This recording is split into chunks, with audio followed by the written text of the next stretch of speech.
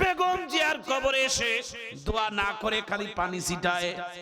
কিসের পানি? কয়টা জমজমের পানি উমরা থেকে আনছি। তা জমজমের পানি হচ্ছেন পৃথিবীর তিনটা পানির মধ্যে একটা দামি পানি। এক নাম্বার হচ্ছেন হাউজে কাউসার, দুই নাম্বার হচ্ছেন জমজম, তিন নাম্বার হচ্ছেন আবে হায়াত। একটু চিৎকার দিয়ে জোরে বলা যায় না আল্লাহু আকবার। হাউজে কাউসারের পানি হচ্ছেন জান্নাতের পানি। কোন পানি? জান্নাতের পানি। আর এই জমজমের পানিটাও জান্নাতি পানি। বলে কেন? বলে সারা দুনিয়ার পানির নেটওয়ার্ক, সারা দুনিয়ার পানির লেয়ার হচ্ছেন নিচের সাথে, আর হাউজে কাউসারের পানির নেটওয়ার্ক হচ্ছেন হাউজে কাউসারের সাথে। সাবেক প্রধানমন্ত্রী বেগম জিয়া, তার স্বামী শহীদ রাষ্ট্রপতির পাশে তার কবর। তার কবরটা দেওয়ার পর হাজার হাজার মানুষ দোয়ার জন্য যায়, শিরকি করার জন্য যায়। অনেক মানুষ দোয়া করে, অনেক মানুষ শিরক করার জন্য যায়। বলে হুজুর কেমনে শিরক? বলে কবরস্থানে যারা ফুল ছিটায় তারা শিরক করে। কথা ভালোই কন আর খারাপ কন, কথা কন ঠিক না?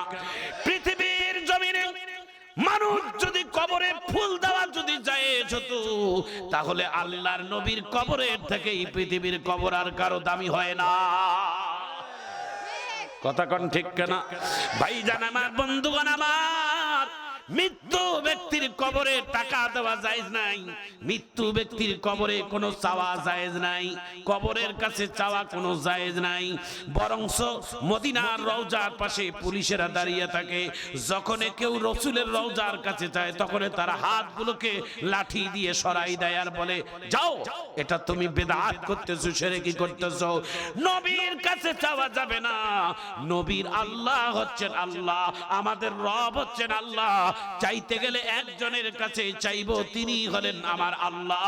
একটু চিৎকার দিয়ে জোরে বলুন ঠিক না? আজকে বাংলাদেশের একজন নেতা, নাম তার ববি হযরত, বেগম জিয়ার কবর জিয়ারত করতে আসেন, কবর জিয়ারত করেন, দোয়া করেন, সূরা ফাতিহা পড়েন, ইখলাস পড়েন, সাদকা করেন, দান করেন, এগুলো ভালো কাজ। বেগম জিয়ার কবরে এসে দোয়া না করে খালি পানি ছিটায়। কিসের পানি? কয়টা জমজমের পানি উমরা থেকে আনছি। তা জমজমের পানি হচ্ছেন পৃথিবীর তিনটা পানির মধ্যে একটা দামি পানি। এক নাম্বার হচ্ছেন হাউজে কাউসার, দুই নাম্বার হচ্ছেন জমজম, তিন নাম্বার হচ্ছেন আবে হায়াত। একটু চিৎকার দিয়ে জোরে বলা যায় না আল্লাহু আকবার। হাউজে কাউসারের পানি হচ্ছেন জান্নাতের পানি। কোন পানি? জান্নাতের পানি। আর এই জমজমের পানিটাও জান্নাতি পানি। বলে কেন? বলে সারা দুনিয়ার পানির নেটওয়ার্ক, সারা দুনিয়ার পানির লেয়ার হচ্ছেন নিচের সাথে, আর হাউজে কাউসারের পানির নেটওয়ার্ক হচ্ছেন হাউজে কাউসারের সাথে। এটা জোরে কান আল্লাহু আকবার। হাউজে কেউ যদি জমজমের পানি পান করে, হাজীদের কাছে যখন হজ করে আসবে চেয়ে নিবেন, লজ্জা করবেন না হাজী, পানি ডুপ্লিকেট দিবেন না, অরিজিনাল এক ফোঁটা হলেও দেন। আমি এক ফোঁটা পানি খাইয়া আমার দিলটাকে ঠান্ডা করে নেই। ও হাজী, জমজমের পানি তিনটা বড় বড় রোগের শেফা দান করে। এক নাম্বার, যারা জমজমের পানি খাবে তার আল্লাহ তাআলা ঈমানকে শক্তিশালী করবে, জীবনের গুনাহ কাটা মাফ করে দিবে। দুই নাম্বার, জমজমের পানিকে আল্লাহ তাআলা পান করার কারণে বড় বড় কঠিন রোগের শেফা দান করে। জমজমের পানি তিন নাম্বার যারা পান করবে তার ক্ষুধাকে আল্লাহ তাআলা নিবারণ করে দেয়। একটু চিৎকার দিয়ে জোরে বলা যায় না আল্লাহু আকবার। মক্কা মদিনা তো আল্লাহ কয়েকবার নিচে আমাদের জানি। এক গেলাস জমজমের পানি আর একটা খেজুর খাইলে 2 প্লেট ভাত খাওয়ার থেকেও বেশি পেট ভরে। সুবহানাল্লাহ। জমজমের পানির মধ্যে আল্লাহ তাআলা এত নিয়ামত দিয়েছে, এক গ্লাস পানি আর একটা খেজুর এনাফ। মারহাবা। ডায়াবেটিসের রোগী নিয়ন্ত্রণ হারা, ডাক্তার বলছে 1 কাপ চা খাবি, চিনি খাইবি না, খাইলে মরবি। ও 1 কেজি করে দিনে খেজুর খায়। আমার সাথে হাজির আছে, নিম্নে 1 কেজি খেজুর খায় এক বৈঠকে। খেজুর মধ্যে তো প্রচুর মিষ্টি, ঠিক কিনা? আমি বললাম, হাজি তুই আর বাঁচবো না। ডায়াবেটিস মানে হাই হবে, তোর লাশ মনে হয় আর যাবে না বাংলাদেশ। মাপার জন্য যায়, দেখি ডায়াবেটিস নিয়ন্ত্রণ। সুবহানাল্লাহ কর। আমি বললাম কি রে ভাই, তুই এত খেজুর খাইস, তোর ডায়াবেটিস বাড়ে কেন? চিনি খাইলে বাড়ে, খেজুর খাইলে বাড়ে না কেন? আমি কই ভাই রে, এটা জমজমের পানির বারাকা। একটু চিৎকার দিয়ে ধরে কর আল্লাহু আকবার। অনেক হাজি বাংলাদেশত খালি ল্যাংড়ায়, ওই ওঠে গেলে যুবক হয়, ওই জমজমের পানি খাইয়া সুস্থ হয়ে গেছে। সুবহানাল্লাহ ধরে কর। আমার পদ্মার আড়ালের মা, আমার চিরিবন্দরের থানার ভাইয়েরা, এই জমজমের পানি বেগম জিয়ার কবরে ছিটাই দিয়া, এটা জমজমের পানির অপমান করা। মানুষের কবরে জমজমের পানি ছিটানো যাবে না মা, এটা ভালোবাসা নয়, অতি ভালোবাসা কিন্তু চোরের লক্ষণ। আপনি বেগম জিয়াকে ভালোবাসেন, ভালো কথা, আমরাও ভালোবাসি। আমরা যে একেবারে ঘৃণা করি তা না, কারণ বেগম জিয়া হলেন শুধু তোমাদের বিএনপির প্রধানমন্ত্রী না, বাংলাদেশের 18 কোটি মানুষের তিনি সাবেক প্রধানমন্ত্রী ছিলেন। কারণ এদেশের মানুষ বিএনপি শুধুমাত্র বেগম জিয়াকে সবাই ভালোবাসে মা। তোমরাই শুধু ভালোবাসা দেখাবার তা হয় না। আরে পদ্মার আড়ালের মা, বেগম জিয়ার কবরের মধ্যে জমজমের পানি ছিটাইলো যে ব্যক্তিটা, এই ব্যক্তিটার নাম হলো ববি হাজ্জাত। আমি মনে করব এই চাটুকর এ হচ্ছেন একটি মানুষকে খুশি করার জন্য জমজমের পানি, পবিত্র পানি, জমজমের পানি খাওয়া যায়, জমজমের মানুষ পানি দিয়ে কবরে ছিটানো ঠিক নয়।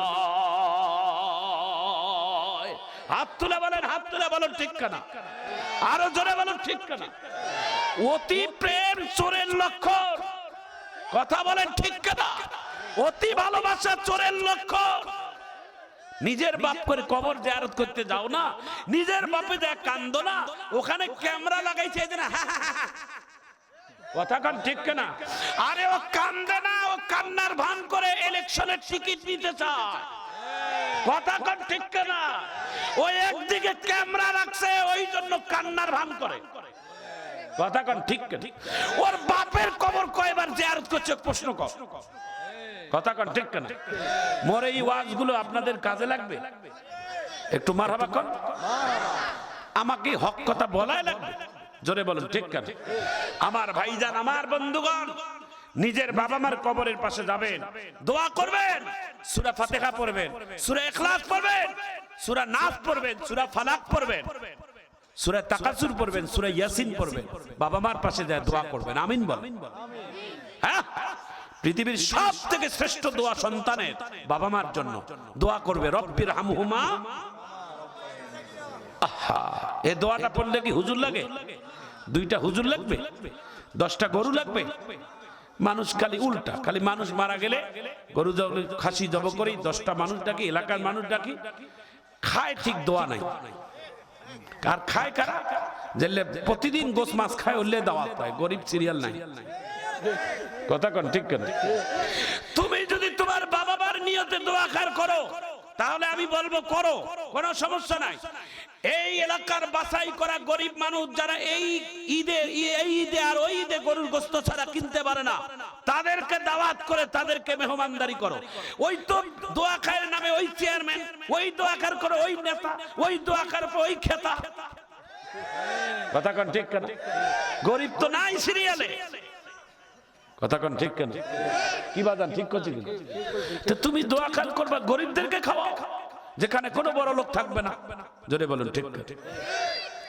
আর দাওয়াত খিলাই, যদি পৃথিবীটাও যদি মানুষকে বুকর ঢালি দেন, তাও খাই কবে লবণ কবজ। কথা কন ঠিক। হাত ধুবে আর কবে আজকে না ঝাল বেশি হয়েছে ভাই। তাহলে তুমি পৃথিবীর কারো মন পাইবে না রে বা। এই জন্য তুমি মানুষ মারা যাওয়ার পরে খাওয়ার পক্ষে নাই, পক্ষেও নাই, বিপক্ষেও নাই, তবে বেশ পক্ষে হলাম মাইয়েতের জন্য কিছু ভালো সদকায়ে জারিয়া আল্লাহ রাস্তায় দান করা। জোরে কর ঠিক। তাহলে আর কোন মানুষ বদনাম দিতে পারবে? আমরা হুজুর যারা, তারা তামার বাড়ির জীবনে মিলাদ নেই। আপনারাই কর। আমার বাপ মা মরছে কোন দিন যে খাওয়াইছি মানুষ জানি না, কেন খাওয়াবো ভাই? খাওয়াবো ঠিক, কিন্তু এই নামে না, ঠিক কিনা? 40 3 দিনা 21 দিনা ওইটা করি কি মোর বাপক মুই জান্নাত নিয়ে যাবি? তোরা পারবেন মোর বাপক জান্নাত নিয়ে যাবা? কথা কর না কেন? একটা গরু জব করে গোটা গ্রামও খিলাইয়া মোর বাপক জান্নাত নিয়ে যেতে পারবে? মোর বাপ যদি নামাজ না পড়ে মোর বাপ কেমনে জান্নাত নিয়ে যাবে? কথা কোন ঠিক কেন? একটা কয় 10টা দিয়েও পারবে না, 10টা কেন 1 লক্ষ দিয়েও হলেও হবে না। কথা কোন ঠিক কেনা? সুতরাং নিজের জান্নাতের জন্য নিজে তৈরি করেন ভাই। আল্লাহর নবীর মেয়ের ফাতেমার কথাটা বলছিলাম, ঘটনাটা বলেই আমি মুনাজাত দেব। সময় মাত্র 2 থেকে 3 মিনিট। যারা যারা শুনবেন না হাত তোলেন। মোটামুটি ভালো চালাক হয়েছে, একটু মারহাবা কর, আরো জোরে কর। ভাইজান আমার, বন্ধুগণ আমার, জান্নাতের মহিলাদের সর্দার যার নাম হযরতে ফাতেমা মারা গেছেন রমজান মাসে রোজা রাখা অবস্থায়। আর সেহরি খেয়েছেন স্বামীর সাথে, আর ইফতার করেছেন দিন শেষে আল্লাহর জান্নাতে নবীর দস্তরখানায়। একটু জোরে কন মারহাবা। নবীর মেয়ে রমজান মাসে রোজা রাখা অবস্থায় মারা গেছে। নাম তার হযরতে ফাতেমা।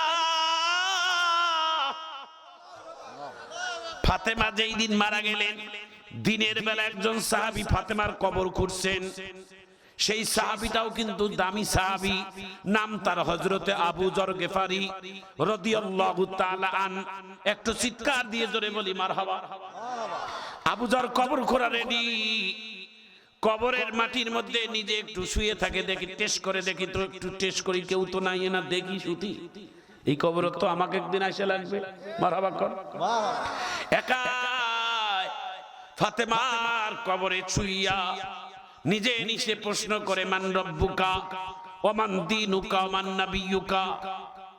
প্রশ্নের উত্তর নাই, নিজের হাত দিয়ে নিজের গালে থাপ্পড় মারা শুরু করছে। হযরতে আবু যর গেফারি কবর থেকে যখন উঠে চলে আসবে, এমন সময় কবরের মাটিকে লক্ষ্য করে 3টা কথা বলছিল। এরে কবরের মাটি, তোর কাছে একটু পরে যাকে নিয়ে আসবো তার পরিচয়টা একটু দেই, তুমি একটু তার সাথে ভালো ব্যবহার করিও, খারাপ ব্যবহার করিও না। কবরের মাটির থেকে কোনো আওয়াজ নাই। প্রথম প্রশ্ন করেছে আবু যর কবরের মাটিকে, যাকে আজকে তোমার বুকে রাখবো রে কবর, তিনি হচ্ছেন নবীর কলিজার টুকরো, নয়নের মণি, আদরের দুলালি, যার নাম ফাতেমা। আমার নবীর সব থেকে আদরের কলিজা হচ্ছেন ফাতেমা। যত সন্তান আছে সব থেকে ভালোবাসার সন্তান হচ্ছেন এই ছোট মেয়ে। সব থেকে ছোট বাচ্চাটার নাম হচ্ছেন ফাতেমা। একটু চিৎকার দিয়ে জোরে বলা যায় না মারহাবা? আর একটু হলেও বাবারা তার মেয়েদেরকে একটু হলেও বেশি ভালোবাসে। সুবহানাল্লাহ। বাবারা, কন্যা সন্তান হচ্ছেন নিয়ামত। যাদের ঘরে কন্যা সন্তান আগে হয় তাদের ঘরটা বড় দামি রে বাবা। কন্যা সন্তান যদি হয় মন খারাপ করবেন না, মন খারাপ করবেন না। আল্লাহ যদি কারো 20টাও কন্যা সন্তান হয় তাও আলহামদুলিল্লাহ বলতেই থাকবেন। একটু জোরে কোন আল্লাহু আকবার। আপনি পরীক্ষা করে দেখিয়েন, আপনি মারা গেলে আপনার ছেলেটা কয়দিনে আপনাকে ভুলে যাবে, কিন্তু আপনার মেয়েটা এত তাড়াতাড়ি আপনার বাবাটাকে ভুলবে না। ঠিক কিনা? আরে বাবা, নবীজি যেই দিন তার মেয়েটাকে বিয়ে দিয়েছেন আলীর হাতে, নবীজি চোখে পানি মুছে আর কান্দে আর ডাক দিয়ে বলে, আলী রে, আমি তোমাকে দিবার মতো কিছুই নাই, তবে আমার কলিজা হলো 2টা রে। আলী বলে, কোনটা? কয়টা কলিজা? একটা কলিজা আমার বুকের ভিতর, আর একটা কলিজা আমি তোমারে দিয়ে দিলাম। সেই কলিজাটার নাম হচ্ছে হযরতে ফাতেমা। ছোট্টবেলায় আমি মা হারিয়েছি, মা হারা বেদনাটা আমার অন্তরে অনেক। আমি আমার ফাতেমাকে কোনোদিন ফাতেমা বলে ডাকি নাই, আমার ফাতেমাকে আমি মা বলে বলে ডাকছি। এর মায়ের বয়স যখন ছিল মাত্র 8, অর্থাৎ ফাতেমার বয়স ছিল যখন 8, তখন ওই 8 বছর মেয়ে ফাতেমাকে রেখে তার মা খাদিজা আমার এই 2 পায়ের উড়াদে আমার বুকেই মারা গেছে। এই ফাতেমার মেয়ে, তার নাম খাদিজা। এর মাটাও ছিল আমার যত স্ত্রী সব থেকে প্রিয়তমা স্ত্রী ছিলেন আমার খাদিজা। আমি এই খাদিজা ঋণ কোনোদিন পরিশোধ করতে পারবো না রে, কারণ খাদিজা এত বড় লোক ছিল, এত টাকাওয়ালা ছিল, এত বড় লোক টাকাওয়ালা সত্ত্বেও কোনোদিন আমার সাথে অহংকার করে না। আমার তার সাথে যেই দিন খাদিজার বিয়ে হয়, অন্য সম্পদের কথা বলবো না, খাদিজার সেই সময় সম্পদ ছিল, স্বর্ণই ছিল 40 মণের উপর। সেই খাদিজার বিবাহের দিন বাসর ঘরে সমস্ত স্বর্ণ গয়না, সমস্ত গোডাউনের চাবি, সমস্ত শেখের চাবি আল্লাহর নবীর পায়ের কাছে খাদিজা বিছাই দিয়া বলে, নবী গো, এতদিন এগুলো ছিলাম আমি ম্যানেজিং ডাইরেক্টর, আজকে থেকে আমি আপনার পায়ের নিচে দাঁড়িয়ে গেলাম, আমি আপনার স্ত্রী, আপনি আমার জীবন সাথী, আপনি আমার স্বামী, আজ থেকে সম্পদের সব কিছু সিদ্ধান্ত আপনি নেবেন, একটা দিনের জন্য আমি কোনোদিন আপনার কাছে হিসাব চাইব না। একটু চিৎকার দিয়ে জোরে বলা যায় না আল্লাহু আকবার।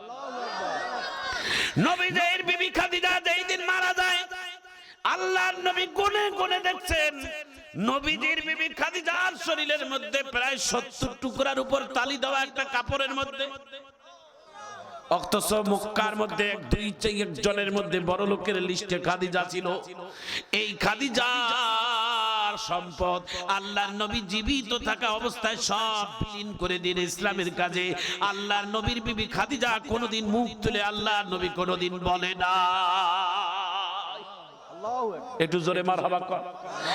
এরে মায়ের জাতিরা, তোমরা চোখের পানি ফেলাবারে মা, তোমরা চোখের পানি ফেলে কাঁদবা, স্বামী তাদের দুনিয়ায় নাই, তাই মহিলাটাকে বলে বিধবা মহিলা।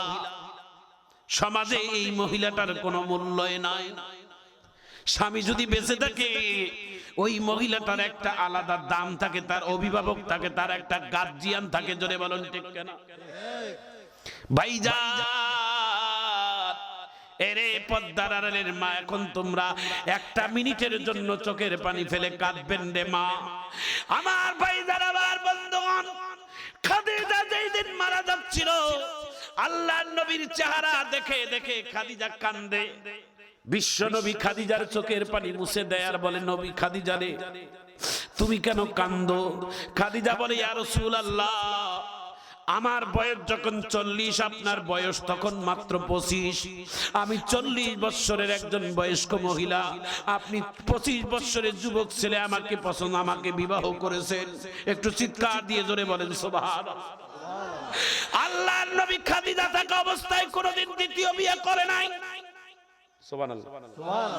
খাদিজা আল্লাহর নবীর চেহারা দেখে কান্দে আর বলে, ইয়া রাসূলুল্লাহ, এই অল্প কয়টা দিন আপনার চেহারা দেখে আমার মনের তৃপ্তি মিটলো না গো নবী।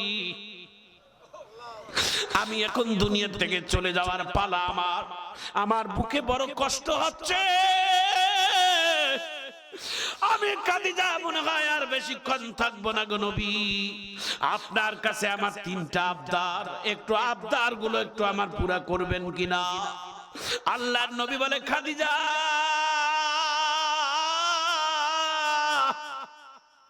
সারা জীবন তুমি আমাকে দিয়ে গেছো, আমি তোমাকে কিছুই দিতে পারি নাই রে খাদিজা। ইসলামের কাজে আমি বিভিন্ন জায়গায় বেড়াইছি, 2 দিন 3 দিন থাকছি, আমি তোমার কাছে আসি নাই রে খাদিজা। কোনদিন একটা দিনের জন্য তুমি আমাকে বলো নাই কেন এত লেট হইল, কেন তুমি আমাকে কোনো আওয়াজ তুলে আমার সঙ্গে ঝগড়া করো নাই, তর্ক করো নাই। অথচ তুমি মক্কার মধ্যে একটা টাকাওয়ালা মহিলা, আমি তোমার কারণে আমি বড় লোক হয়েছি রে খাদিজা। একটু চিৎকার দিয়ে জোরে বলা যায় না আল্লাহু আকবার। নবী ডাক দিয়ে বলে, খাদিজা, কি জিনিস চাইবা তাড়াতাড়ি বলো, আমি তোমাকে সেই জিনিসগুলো আমি দিয়ে দেব। 1 নাম্বার খাদিজা ডাক দিয়া বলে, আমি মারা গেলে আমার কাপড়ের কাপড়টা আপনি নতুন কোন কাপড়ের কাপড় কিনবেন না গো নবী। বলে, কেন? বলে, আপনার পরনের একটা জুব্বা মোবারক,